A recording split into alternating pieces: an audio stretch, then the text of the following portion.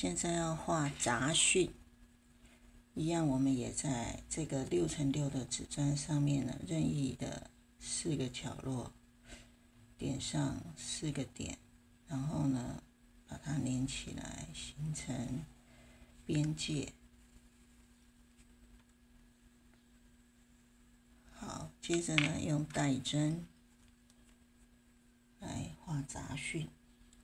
为什么叫杂讯呢？因为它是由很多的这个叫做曲折线所构成的图案。曲折线呢，就是跟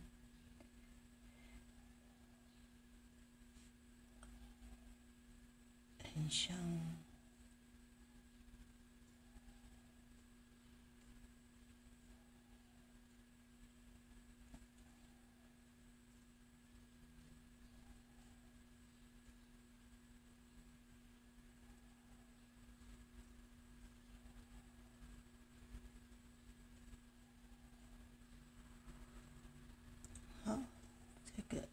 有很多的曲折线所构成的缠绕图样，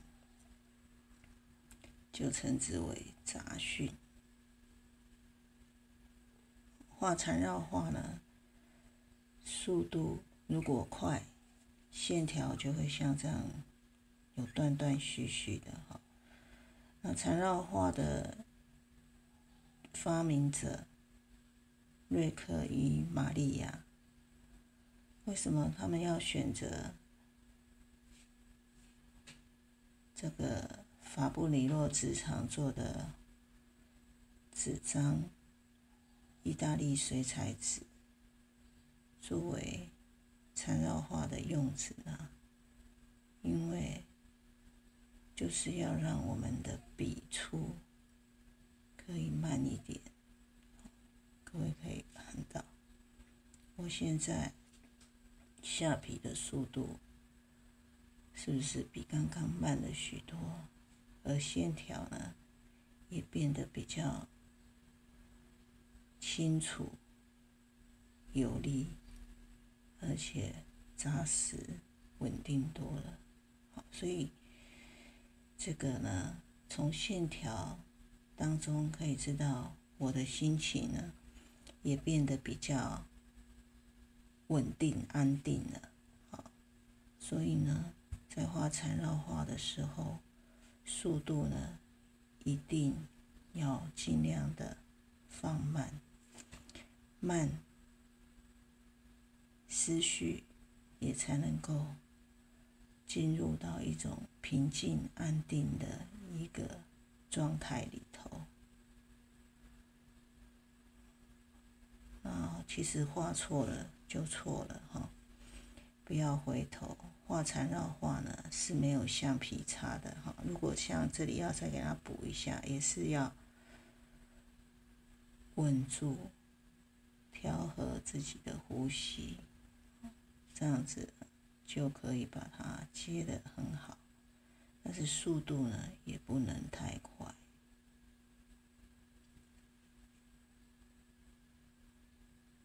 很多时候呢，没有橡皮擦，我们没有办法擦掉，但是呢，我们可以用新的线条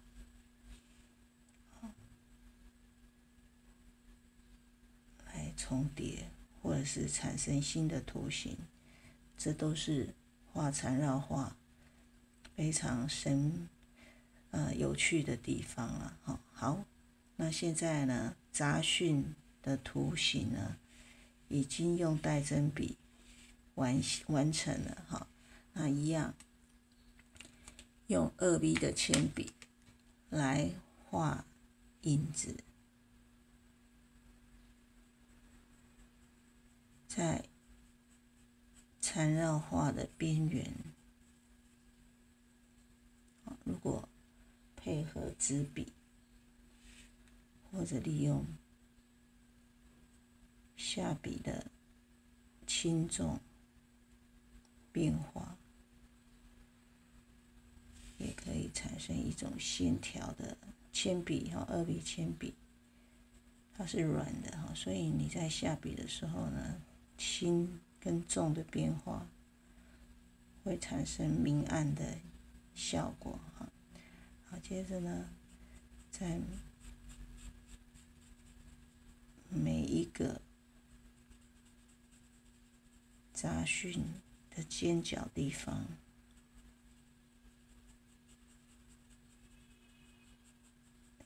交替的这个面，形成了这样的交替的面，来画阴影。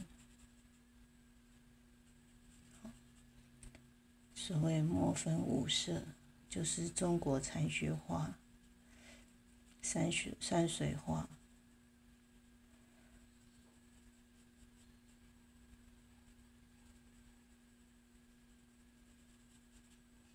所用的技巧。那这一个，然后再跳过来，间隔，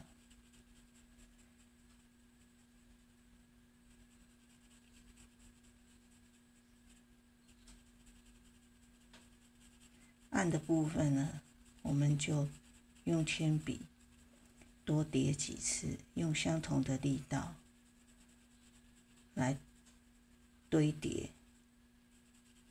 要让它黑的地方用相同的力道重复堆叠，慢慢的它就会变黑了。同样的，这个就是用2B 铅笔去产生明暗的效果。所谓墨分五色，就是黑色、白色用带针笔已经形成了黑跟白两个阶调。那我们再利用2B 铅笔的堆叠次数，再去形成3到4个，甚至更多的这样子的明暗变化。所以呢，缠绕画它在视觉上可以产生那么多的无法预期的这样子的视觉效果，就是因为它完全符合设计原则、设计基础上面所谓的美的形式原理。什么叫做美的形式原理呢？简单的讲，就是我们对于美的事物有共同的经验。那学者呢，去探讨跟研究、归纳，找出了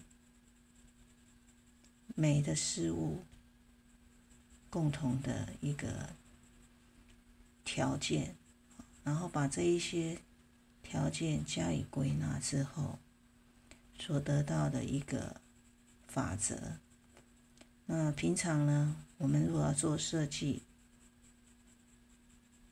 我们就可以遵循这一些法则。遵循这一些法则呢，很容易的就可以在极短的时间不需要再挖空心思的去思考要怎么样可以达到这样的效果或者是说我们可以再去发现新的美的形式的原理这就是一个流行某个时代就是所谓的创意了。好，这样子呢，加了阴影的杂讯，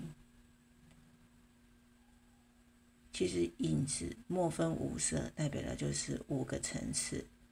5个层次呢，就是美的形式原理里面的渐层。所以画阴影呢，要表现渐层的效果。有渐层的效果，就可以产生空间感，还有律动的感觉。所以律动也是美的形式原理。用相同的这样子的高周坡，这样子的锯齿状的坡折线，这个共同的元素就是波折线。那用共同的元素去组合的一个画面，就叫做统一。所以所谓的硕大就是美，就是统一。统一是美的形式原理的第一个法则。所以我们大自然里面有所谓的硕大就是美。一朵花很漂亮，一束花也很漂亮，看起来就很震撼。大自然充满了统一的法则，还有渐层，造成一种空间跟律动之美。好，谢谢你。